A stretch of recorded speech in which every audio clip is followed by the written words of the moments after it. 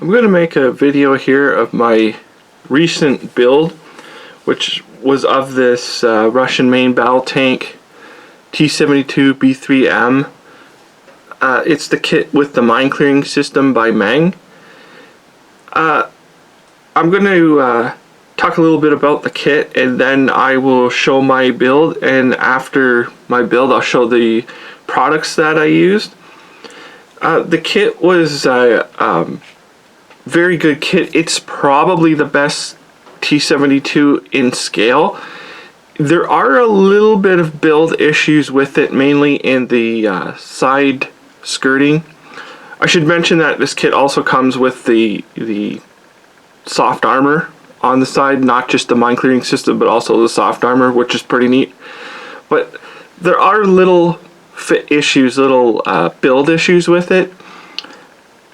One of the main highlights of this tank though are the tracks. The tracks are absolutely beautiful. They're probably the best tracks I've ever built in any tank kit. They click, and then the end caps go on perfectly. They give you a jig to do them.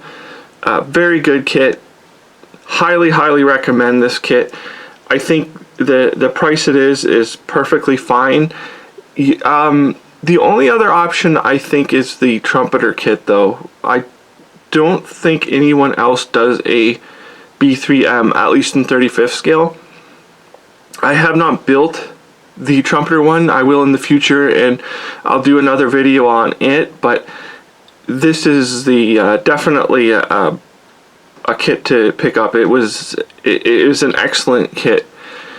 My biggest gripe though with the kit is the fact they do not include SMO, like military markings, in this kit.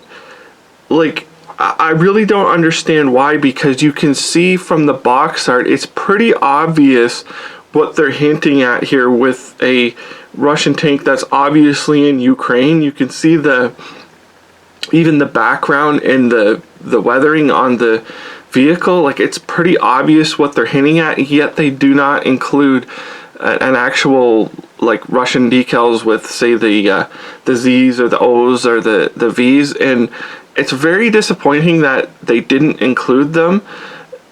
I really, for any company out there, I mean, the first company that does a Russian armored vehicle, any armored vehicle, it doesn't have to be a T-72, but that includes SMO markings, like modern markings, that kit is going to be a huge hit, because I know there's lots of people who really want those kits with the proper markings in them.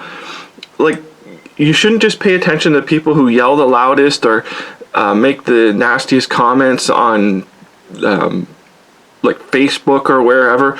Those people aren't the majority. Like, there's like something called the silent majority, and people want those decals on their kits. They want modern subjects, whatever it might be. That's just a gripe I have about this kit. They could have done that, and this kit would have been 10 times better. But it is a highly recommended kit. Little bit of fit issues, but the details and everything are beautiful. So now I'll show my build. So this is my build here. I'll try and get some shots around the whole vehicle and get some close-ups of it.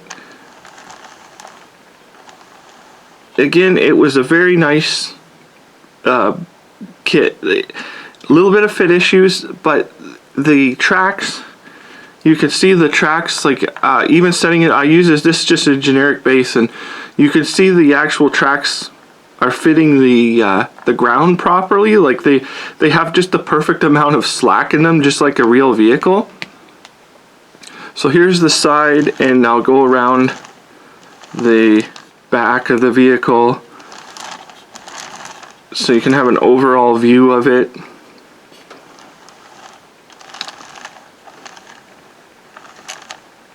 And I'll try and get some close-up shots. So here's a little better shots to see some of the details. All of the weathering was done with excuse me, was done with mainly pigments and just a little bit of AK dirt wash, and I will show them when I'm done here. But all of this work with the like the heavy weathering, the sort of rubble looking stuff, is actually done with pigments. Another highlight of this kit is actually these cables here, which are actually rope, and if you look at them, they look perfect for cables. They conform really well. I really don't like the brass that they give you. The brass looks nice enough, but I really don't like the brass cables. These ropes that they give you in this Meng kit are just absolutely amazing, and you can make them conform really well. Here's some details underneath and the tracks. These flappers are also excellent.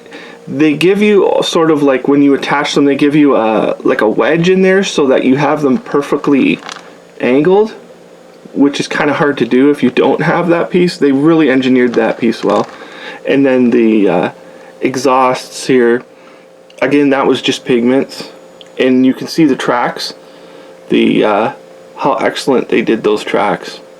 I'm really happy with those. And some details that we have here.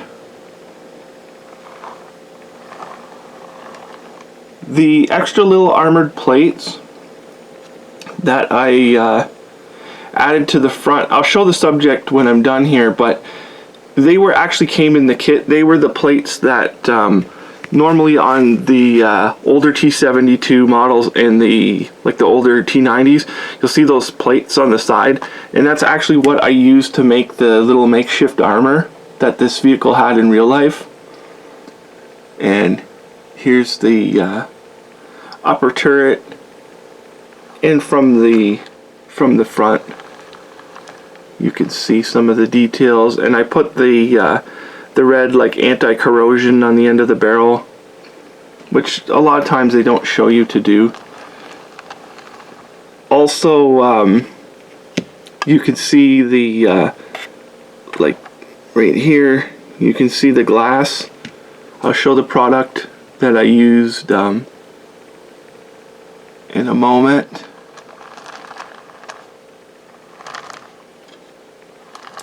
So that's pretty much the vehicle. Another issue was with this Commander's machine gun. There wasn't enough room. Once I put the machine gun on, there wasn't enough room to put the little box for the ammunition. They give you a really nice, like you could see the actual belt with the bullets and stuff. And I wanted to put it in there, but actually the way I flipped it around like that, there's no room because of that. I'm not actually sure what it is. It's some kind of an aerial or a periscope or something like that that's beside the gun, and it interfered with that box, so I just ended up leaving it off. So that's the that's my vehicle there, and I will show the products that I used.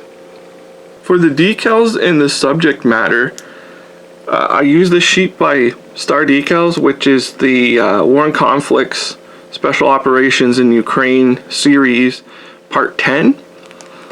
And the decal sheet number is right here. They give you that really neat.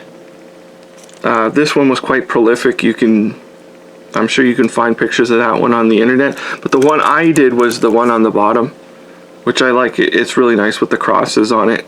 I think it's the better looking of them, especially with the red Z's on it. That's the actual subject I did, and you can see the makeshift armor on the turret there, which is what I was trying to replicate in my kit, like right here. So that was the main product that I was trying to replicate. Now, I also used the SX art holographic film. This is actually from a Terminator. It's not from the T-72. But when you get these sheets, sometimes they include like both different colors, and like even this one, I still have the mask in there. So I just took the like the generic periscope ones and that, and I used them on the kit here because they were left over. I didn't actually have the Meng T-72 sheet, and they work perfectly fine. These are excellent upgrade to any kit. These are well worth the money, and they're quite cheap. Other products I used after I had painted the base color, which they called for in the instructions, which was this H60 from Mr. Hobby. It's the I use the Aqueous line. Well, it's actually Imperial Japanese Army green, and I'm not entirely happy with it. I guess it's alright. It could be, I think, a little bit darker, but that was what I used for the base color. After I did the base, I always weather them, do a complete wash with the Vallejo oiled earth. I like using the oiled earth. It's kind of deceiving because on the bottom it looks brown, and it's not. I don't know if I open it, if you can see the proper color or not, but if you look at it, if it shows up on camera, it's actually very dark. And I like using this because it's sort of in between a dark brown and in like a dark green or a black wash. Like they're too harsh, and this stuff seems to be about perfect. So I put this on before I even start any weathering. I always do a wash of this over the base coat. Usually I do it after the decals have been put on and gloss coat, and then I put the decals on, and then I dull coat it, and then I will put the wash on and then start the weathering process. What I use for the most part to do the dust effects on the vehicle was this AK. They call it dust effects, but it's kind of a wash. It's sort of like a slightly thicker wash. And I use this. You can do it, you can put it in small areas and it builds up okay, or you can wash the whole vehicle with it if you thin this stuff fairly good. So this is an excellent product, and you can see the color. It's sort of in between like a industrial or urban dust, I would call it, and not quite a desert dust, or definitely not like say like in the forest or the fields. It's not that kind of dust. You can see here it's sort of like got that grayer tone to it. Excellent product. I highly recommend this product. After that, I tried to use a filter. I wanted to do some filters, and this stuff by AK, I'm really not sure how filters are supposed to work. I put this on and it seemed to be too thick, and it didn't give me the effect I want. It kind of ruined it. So I put a few filters on a few of the parts, and I ended up just taking them right off because I was not happy with this product. Someone might know how to use this better than me. I'm really not sure about using this, but like this wasn't. It's not a recommend for me. I didn't find it to be very good. And I also used, because I couldn't use the filter, I also used oil brushers to do the tone variations and use them as a filter. I normally don't. I've only done it a couple times using the oils to filter and break up the color. But these oil brushers by Meng are just so simple to use. They're excellent. They're an excellent product. Highly recommended. Very easy to use. You can. I'm sure there's videos on YouTube on how to use the oil paints, and these are no different than using like the big like tubes that you get at like the art stores and that. They're just it's just like a simplified version. Very easy for anyone to use and highly recommended. The set I have is the green tone set. This is like indispensable. Easy to use, excellent product, and you can see hopefully you can see the variation in paint on the barrel. Like that was done with multiple different oils on the barrel, and I'm not sure what else will show up on camera. So the easiest thing to see is the barrel. The last thing I will talk about is the pigments. The heaviest thing I used was pigments on this. I did everything from the exhaust to all this build up here. This was all done with pigments.